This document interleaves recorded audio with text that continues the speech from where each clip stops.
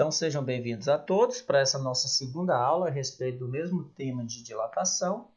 Então, pessoal, como eu havia falado, eu deixei para hoje essa aula para comentar um pouco sobre a dilatação sofrida pelos líquidos. Os líquidos, assim como os sólidos, eles também sofrem dilatação quando eles são aquecidos e, consequentemente, eles sofrem uma contração, ou seja, uma redução de volume, quando eles são resfriados, tá certo? Então, algumas questões vocês têm que tomar cuidado a respeito de uma dilatação aparente que aparece nos líquidos. Como assim uma dilatação aparente, professor? Porque é o seguinte, ó, vamos analisar aqui essa figura. Nessa minha figura, eu tenho aqui esse recipiente, né, esse frasco contendo um líquido dentro. Esse líquido ele está medido aqui na unidade decímetro cúbico. E aí aqui pelo nível do líquido a gente percebe que ele está na altura de 10 milímetros cúbicos.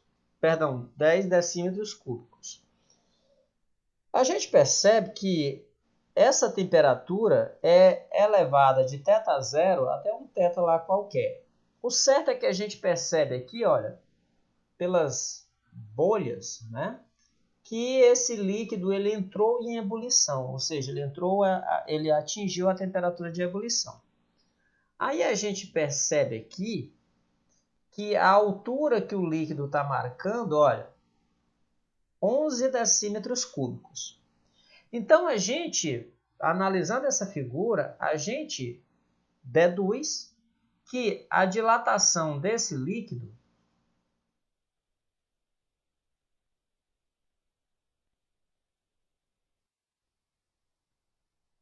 foi de quanto? Foi de 1 decímetro cúbico. Isso aqui é a sensação que a gente tem. Só que a gente está, pessoal, esquecendo uma coisa. Esse líquido, para ele ter sido aquecido, o recipiente dele também, né, o recipiente no qual ele está imerso ali, inserido, ele também sofreu um aquecimento. Então, isso significa dizer que o recipiente se expandiu, dilatou também. Ou seja, essa dilatação de 1 decímetro cúbico, na verdade, ela é mentirosa. Na verdade, o líquido dilatou mais do que isso aí. Então, isso aqui, esse tipo de dilatação aqui, a gente costuma chamar ela de dilatação aparente. Então, cuidado com esse tipo de dilatação. Algumas questões de vestibulares, o Enem nunca cobrou isso aqui, mas algum vestibular específico que você possa vir a fazer, alguma prova de algum concurso, alguma coisa do tipo, você tem que se atentar para essa questão. O líquido dilata, porém o recipiente também dilata. Então, aquela dilatação visível que você vê a olho, que você mede a olho ali, ela é uma dilatação aparente. O que foi que aconteceu aqui? O volume do recipiente, né, aumentou, consequentemente essas marcas aqui se afastaram. Então, essa altura aqui de 1 decímetro cúbico, na verdade, ela corresponde a mais de 1 decímetro cúbico, tá certo? Isso aí é porque isso aí é uma tinta, né, pintado lá no recipiente. Então, é claro que ele vai dilatar junto com o recipiente. Professor, e aí como é que eu meço a dilatação real do líquido? Bem, a dilatação real do líquido, você vai utilizar essas mesmas equações da dilatação volumétrica do sólido. Quem é que vai ser o volume? É o volume ocupado pelo líquido. Quem é que vai ser o gama aqui? É o gama daquele líquido, o coeficiente de dilatação volumétrica, tá certo? Então, essa equação aqui você consegue utilizar tanto para os sólidos quanto para os líquidos, tá certo? Tanto para os sólidos quanto para os líquidos. Bem, quem é que vai ser a variação de volume do líquido nesse caso aqui, caso não me deem a dilatação, caso não me deem uma forma de como eu calcular a dilatação do líquido. Então, eu tenho que apelar para isso aqui. Olha. A variação de volume do líquido, ou a dilatação do líquido, ela vai ser a variação do volume aparente do líquido, ou seja, a dilatação do líquido aparente, essa daqui, ó, que a gente constata de 1 decímetro cúbico, mais a dilatação do recipiente, variação de volume do recipiente, tá certo? Então, por exemplo, lá, digamos que eu tinha lá um recipiente, digamos que isso aqui estivesse preenchido por completo. Durante a dilatação, ó, isso aqui é uma coisa que as questões, os vestibulares põem muito. Eu tenho um recipiente, ele está cheio por completo. Eu aqueço, o líquido se expande, o recipiente também se expande, mas geralmente o líquido dilata mais do que o recipiente, né? Devido à estrutura, pessoal. Os líquidos eles dilatam mais do que os sólidos. Então, o líquido, o que é que vai acontecer? Ele vai derramar. Aí as questões dizem assim, depois do experimento, constatou-se que 5 mililitros do líquido derramou. Aí ele vai lhe pedir lá, ele vai perguntar se aquela massa, né, se aquele volume do líquido que derramou, se ele vamos dizer assim, a dilatação real do líquido. Não, ele não é a dilatação real do líquido, porque parte do líquido que dilatou permaneceu dentro do recipiente. Qual foi a parte do líquido que derramou, que dilatou e permaneceu dentro do recipiente? A parte do líquido que é igual ao volume que aumentou do recipiente, porque o recipiente também dilatou, tá certo? Então, como era que você iria calcular a variação total? Seria aquela parte que derramou, essa daqui, mais a dilatação do recipiente. Então, é basicamente isso que aparecem nas questões. Volto a repetir, o Enem nunca cobrou questões desse tipo. Ele já cobrou, sim, dilatações, como eu coloquei 2 questões na nossa lista de exercícios, parece que são 2 questões de Enem, cobrando questões de dilatação, mas são questões do nosso dia a dia. Como é que eu consigo fazer para desencaixar uma porca que está presa a um parafuso ou alguma coisa do tipo, tá certo? Bem, e aí a gente chega aqui, pessoal, na anomalia que existe na água, né? Outras dilatações térmicas. O texto aqui já diz tudo, olha, contração, ou seja, diminuição de volume, por aquecimento térmico. Então, isso aqui vai tudo contra o que a gente já viu. O que a gente viu é o quê? Se eu aqueço um corpo, ele se expande. Se eu resfrio um corpo, ele se contrai. Então, só que, em geral, né, os líquidos, quando aquecidos, eles sempre dilatam, aumentando o volume. Só que a água, pessoal, ela possui uma anomalia entre essas temperaturas aqui, ó. Atenção para isso aqui. Quando a água se encontra nesse intervalo de temperatura entre 0 graus Celsius e 4 graus Celsius, a água se comporta de forma diferente, ao contrário, tá certo? Nesse intervalo aqui, ela dilata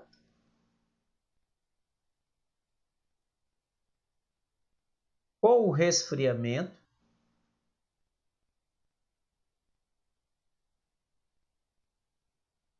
e ela aquece com o aquecimento. Olha aí que loucura. Ok? Então, qual é o motivo de quando eu levo a minha garrafinha, né?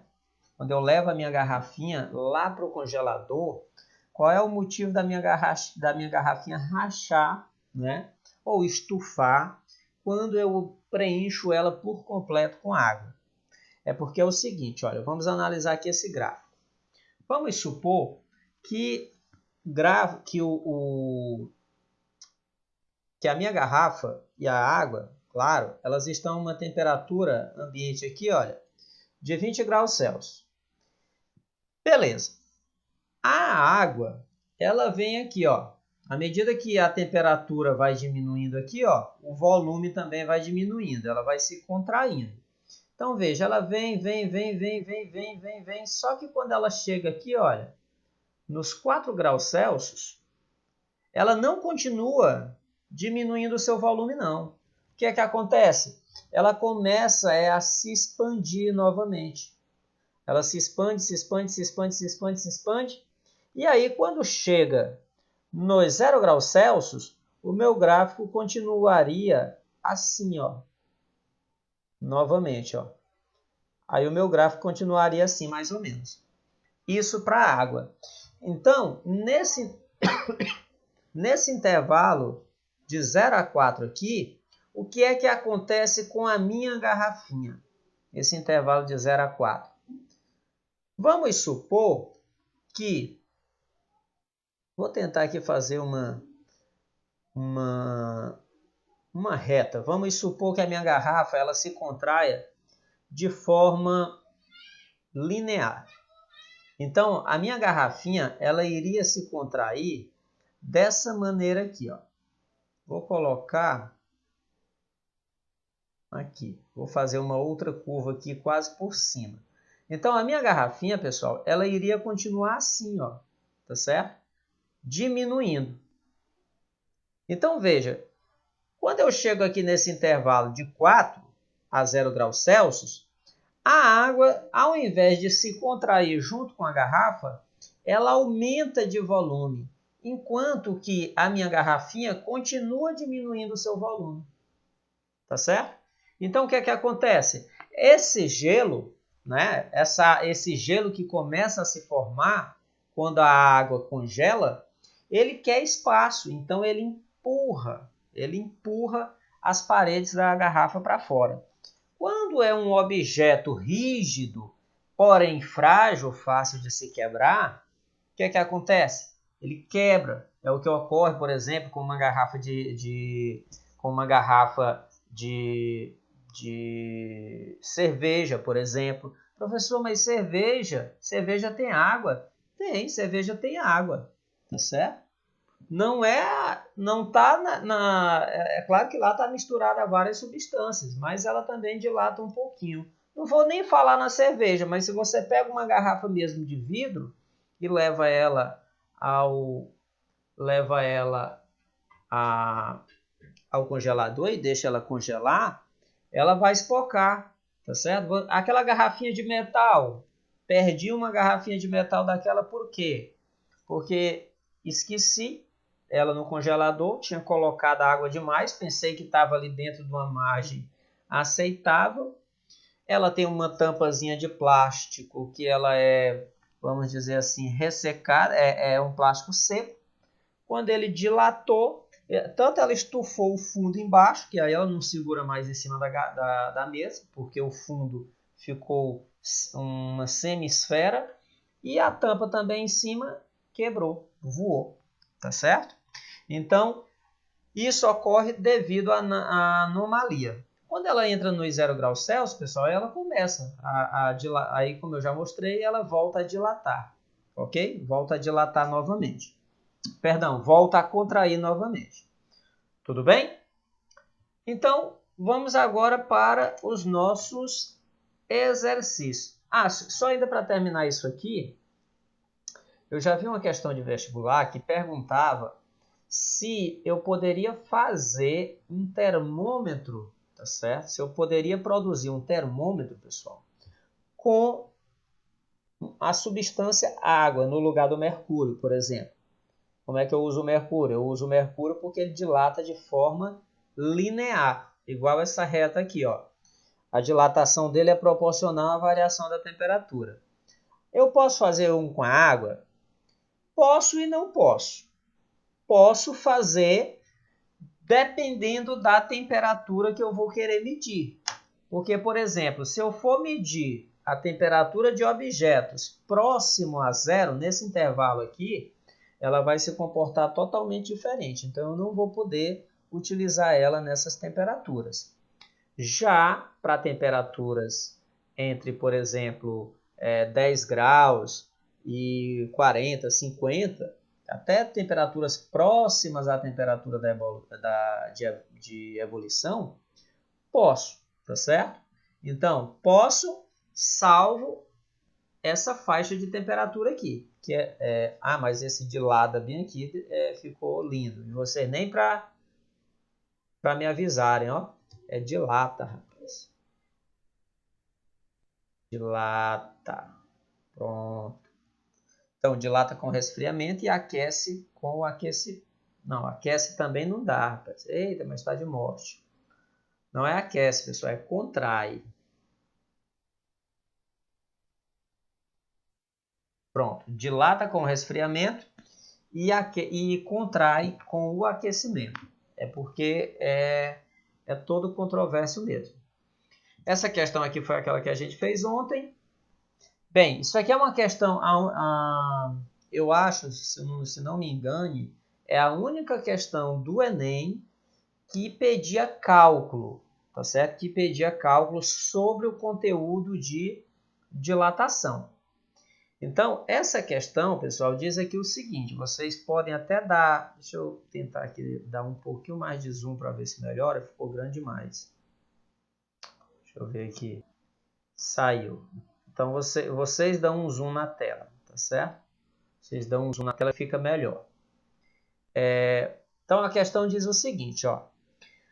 Durante uma ação de fiscalização em postos de combustíveis, foi encontrado um mecanismo inusitado para enganar o consumidor. Durante o inverno, o responsável por um posto de combustível compra álcool por 50 centavos o litro, a uma temperatura de 5 graus Celsius. Para revender o líquido aos motoristas, instalou um mecanismo na bomba de combustível para aquecê-lo, para que atinja a temperatura de 35 graus Celsius.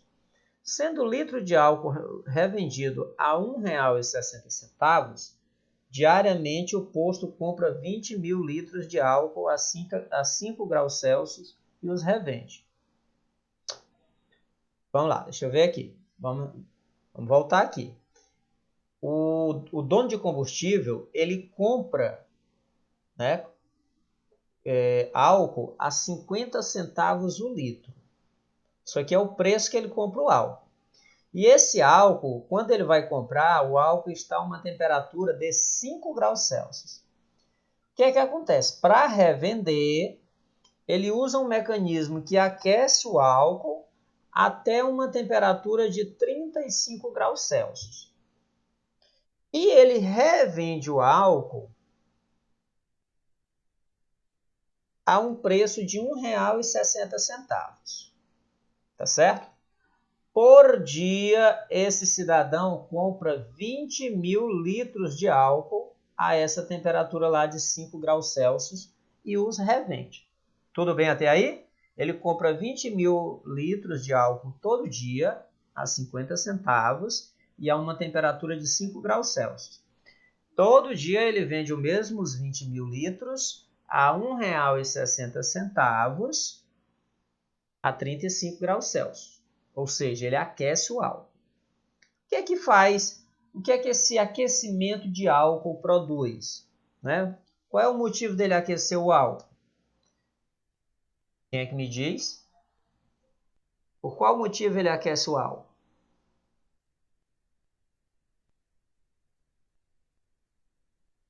Ninguém? Vamos lá, a gente tem 3 Lívias, uma Lívia.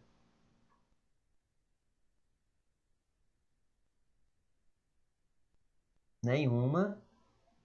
Pessoal, o que é que a gente está vendo? A gente está vendo que quando eu aqueço um corpo, ele altera o seu volume. Então, quando o intuito dele aquecer, né, esse álcool, é esses 20 mil litros dilatarem, ou seja, ele vai comprar 20 mil litros e vai vender mais de 20 mil litros. Seria uma conta perfeita se ele não tivesse que gastar dinheiro para produzir esse aquecimento, né? Seria perfeito, mas é claro que isso aí não existe. Então vamos lá, continuando.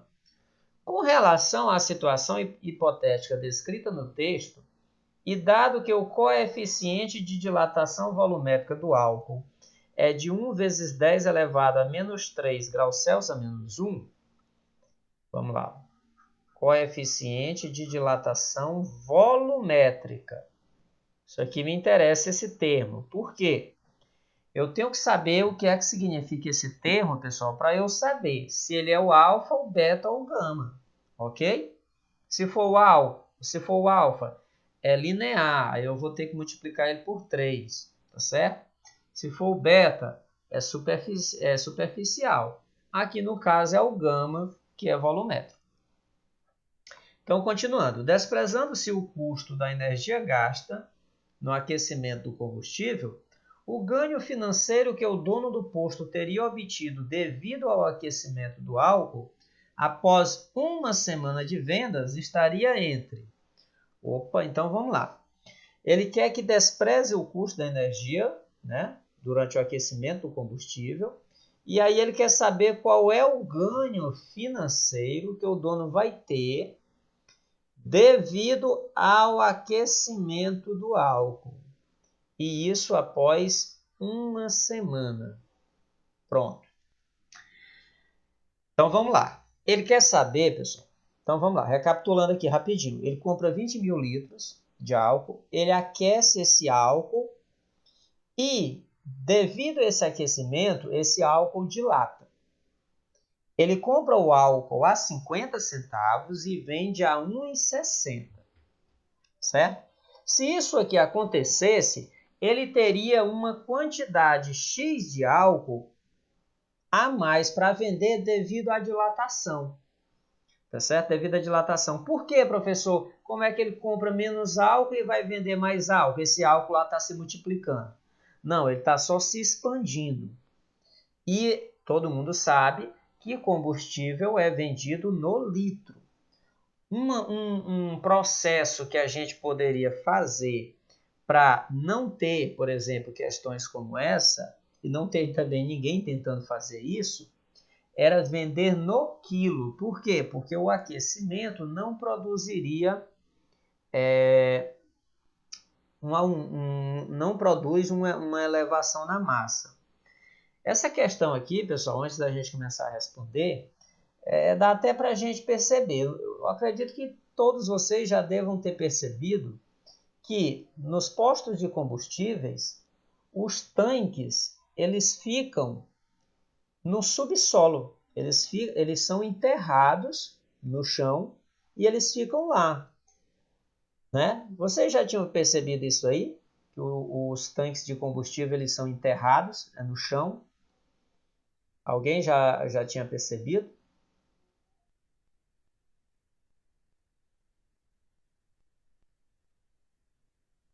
Ninguém? Sim, Carol? Pois é. Ó, os tanques eles são enterrados, pessoal, justamente para minimizar a variação de temperatura. Porque essa questão da dilatação ela é real.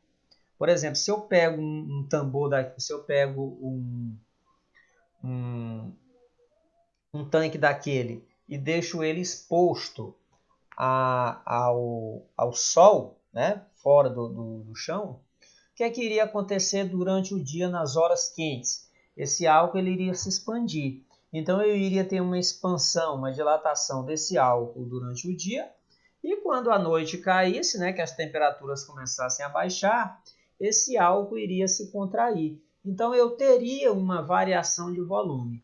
Aí o que era que iria acontecer quando você fosse comprar o álcool? Se você fosse comprar o álcool meio-dia, você iria comprar uma determinada quantidade de álcool, né? 1 litro de álcool expandido, porque a bomba média ali, o real, iria realmente passar 1 litro de álcool. E aí, quando fosse mais tarde, quando você chega... Eu não acredito não, cara.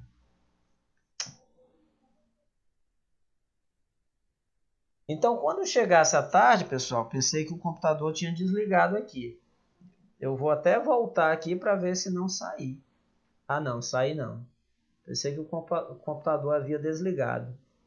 Que ontem, na aula do terceiro ano, ele fez o favor de desligar. Ainda bem que estava no finalmente. Bem, então, continuando. Então, daí o motivo, pessoal, de ser enterrado. Porque senão a gente, quem fosse comprar durante o dia, com o álcool quente, principalmente na parte da tarde, iria estar comprando menos álcool do que deveria. Certo? Então vamos lá, vamos responder a questão. Ele quer saber, né, qual é o ganho financeiro, ou seja, quanto é que ele vai ganhar por vender o álcool aquecido. Então, nós vamos ter que saber quanto é que o álcool dilata, tá certo? Vamos ter que saber quantos litros a mais ele vai ter para vender devido a esse aquecimento.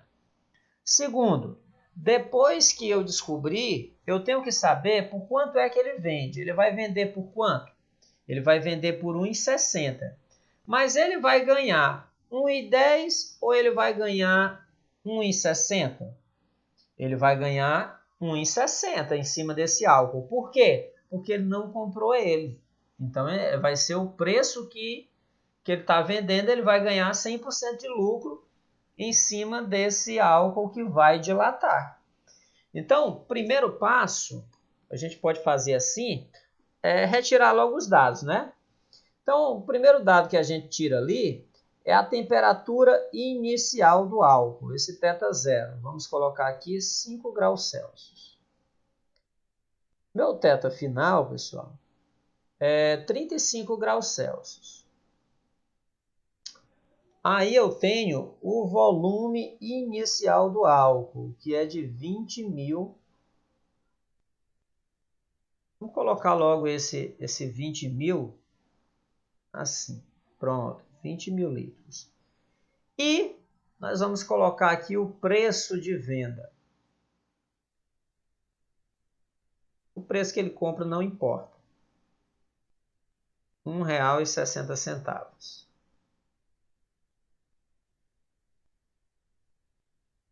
Ok? R$ 1,60. Deixa eu ver se tem mais algum dado. Não. Interessante para nós por enquanto, não. Então vamos lá. Primeiramente,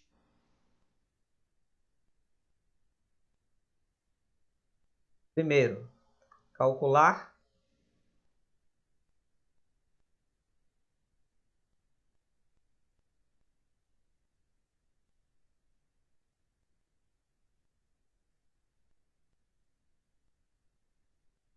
a dilatação do álcool.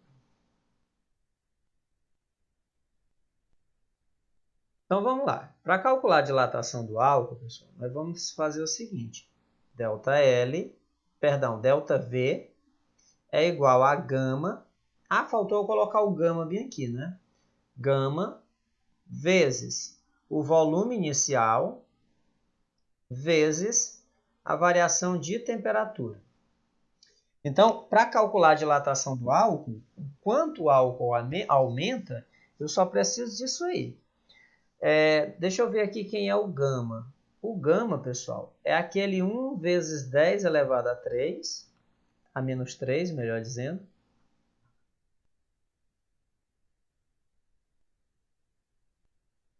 Graus Celsius a menos 1. Ok? 1 vezes 10 elevado a menos 3 graus Celsius a menos 1. E esse Δθ, a gente pode calcular ele bem aqui. Ó. A temperatura aqui vai variar quanto? A temperatura vai de 5 para 35. Então, vai aumentar 30 graus Celsius. Então, esse aí é meu Δθ. E esse 20.000 aqui, pessoal, se a gente quiser, a gente pode até transformar ele em base 10, para ficar melhor. Ó, 20.000 é 2 vezes 10.000. 10.000 é 1 e 4 zeros. Então, é 10 elevado a 4 litros. 2 vezes 10 elevado a 4 litros. Até aquele 30 ali, se a gente quiser, pode botar 3 vezes 10 a 2. Tá certo? 3 vezes 10, melhor dizendo. Vou colocar lá na frente. Então, agora lá a gente vai só substituir os dados. Ó. ΔV, quem é o gama? 3 vezes 10 elevado a menos... Mas eu estou com vontade de botar esse 3, viu? 1 vezes 10... Olha aí de novo. 1 vezes 10 elevado a menos 3, vezes... Quem é o volume inicial? 20.000, que nós vamos colocar 2 vezes 10 elevado a 4. Vezes... Quem é o meu delta θ? 30. 30, pessoal, eu vou botar 3 vezes 10. Por que, professor, que você vai botar 3 vezes 10? Porque vai sobrar, pessoal, ó, 1 vezes 2 é 2. 2 vezes 3 é 6. E aí o resto tudo é 10. Ok? Então vai ficar assim, ó. ΔV é igual a 6 vezes uma base 10. E aí nós vamos agora simplesmente trabalhar esses expoentes. Ó. Menos 3, 4. E aqui tem o expoente 1. Apesar de não aparecer, tem um 1zinho aí. Então, a gente vai simplesmente somar esses expoentes aí, ó, obedecendo, claro, aos seus sinais. Então, 4 mais 1, 5. 5 menos 3, 2. Menos 3 mais 4 mais 1. Isso aqui é igual a 2. Então, vai ficar 2. E isso aí, se você não quiser deixar em base 10, porque a gente vai precisar calcular o valor, a gente pode fazer assim, ó. Quanto é 10 ao quadrado? 100. 100 vezes 100, 600. Então, 600 litros. Pessoal, se isso aqui fosse verídico, né? Se isso aqui fosse verídico, nós teríamos, portanto, aqui, ó, um aumento de 600 litros devido a esse aquecimento. 600 litros, ok? Pronto, já sei. Agora, esse aquecimento aqui, ele ocorre, vamos lembrar, em um dia, tá certo? Então, ele teria aí 600 litros em um dia. O que nós vamos ter que fazer agora é calcular quanto vale, né, esse ganho em uma semana. Calcular o ganho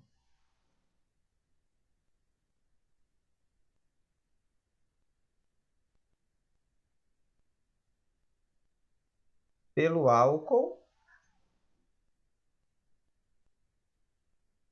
em uma semana.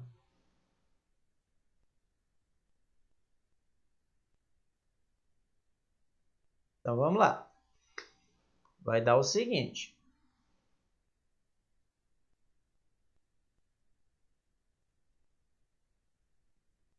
Então, eu vou colocar aqui um G de ganho, ou vou colocar aqui ganho, lucro. Vou botar aqui a palavra lucro.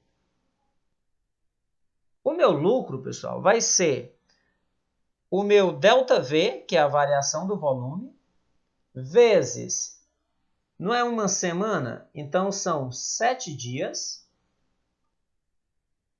e vezes o valor que ele vende esse álcool. Ele vende esse álcool a quanto? A R$ 1,60.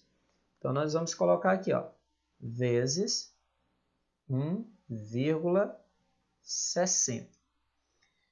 Então, vamos lá. O lucro que ele vai ter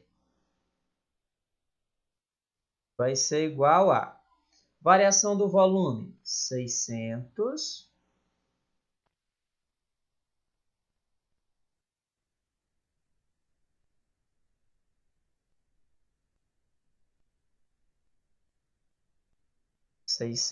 vezes 7 vezes 1,60. Ok? 60 vezes 7 vezes 1,60. Então, o meu lucro aqui vai ser igual a... Deixa eu pegar aqui a calculadora, né? 600 vezes 7 vai dar 4.200 vezes R$1,60. Então, veja, vai dar o valor de 6.720. Então, vai dar lá 6.720. 6.720, no caso aqui, reais. Isso aqui seria o lucro dele. Claro que ele não teria esse lucro, né? Por que ele não teria esse lucro? Porque ele teria gastos para poder aquecer esse álcool. Então, esse valor de 6.720, ele vai se encontrar aqui, ó, nessa faixa de 6.000 a 6.900. Então, esta daí seria a resposta correta. Acharam essa complicada?